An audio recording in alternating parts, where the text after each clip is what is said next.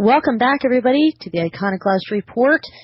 We're talking about where you go in your dreams in the occult explanation of how music is brought from the devaconic world, into our physical world.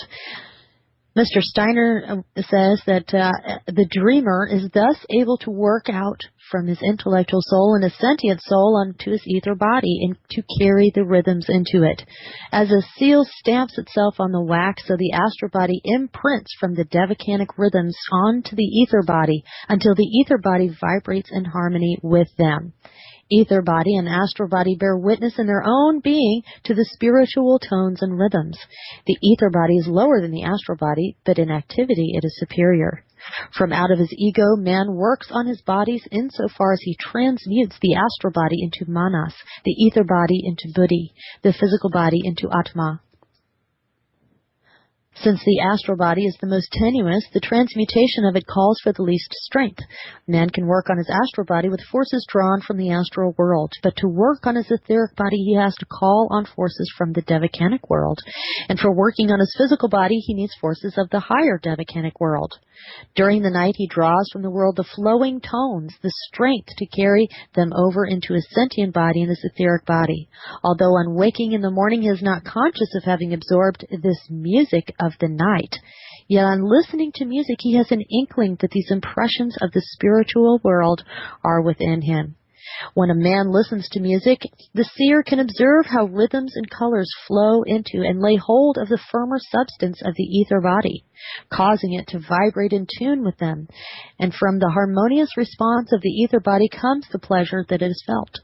The more strongly the astral body resounds, the more strongly do its tones echo in the ether body, overcoming the ether body's own natural rhythms, and this gives feelings of pleasure to both a listener and to a composer.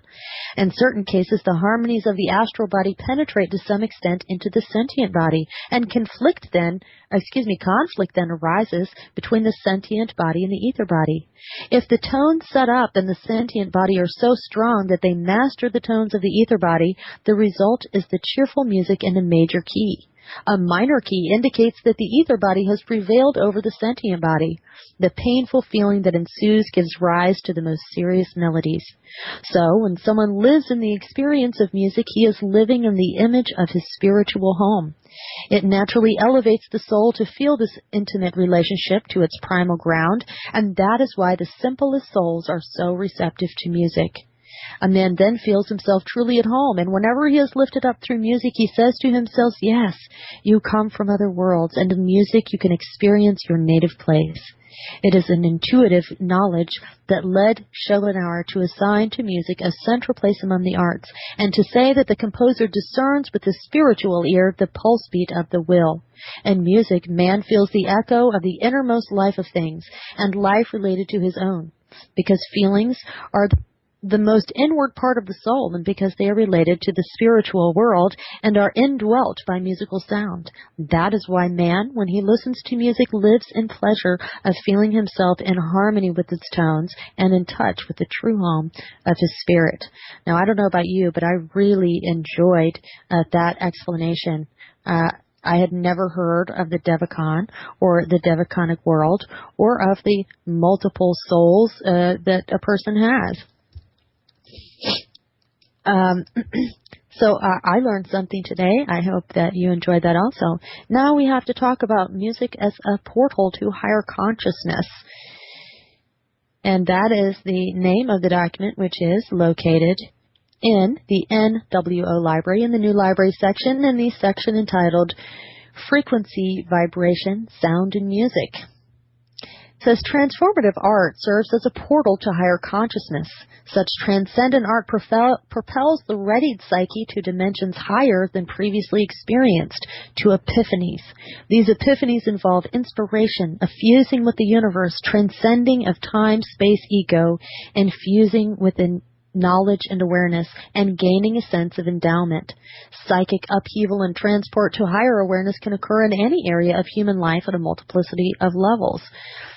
Now, citing E.T.A. Hoffman in his essay on Beethoven, he says, music opens a man to an unknown region, a world that has nothing in common with the world that surrounds him, in which he leaves behind all ordinary feeling to surrender himself to an inexpressible longing. End quote. Now, that certainly resounds with me with respect to the just read lecture from Mr. Rudolf Steiner, the other world, the Devachan. So continuing on, the distinguishing feature of perennialist art, including music, is its power to encourage a prepared mind to move to a higher dimension. Perennialist art includes a conscious transmission, production, and arrangement of words, sounds, colors, forms, movements, or other elements in a manner that enables a person to comprehend justice, truth, beauty, and the other forms in the higher realm. Wallace Stevens, the American poet, said the essence of art is insight of a special kind into reality. Perennialist musical composition contains various levels of spiritual meaning. Some musical compositions, high musical art, contain the essence of perennialist music, while other musical pieces contain perennialist strain only. An artist, the soloist or the conductor's rendition of perennialist or high music composition can be at any of the various levels depending upon his or her degree of spiritual awareness. Now, this is a quote from a book entitled The Revelation of the Veiled Mysteries by Hujwiri.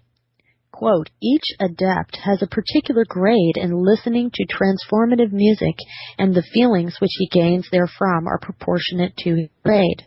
Listening to transformative music is like the sun, which shines on all things but affects them differently according to their level.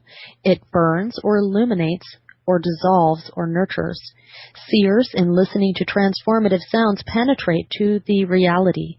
When a man attains so high a degree as this, he hears spiritual truths from every object in the universe.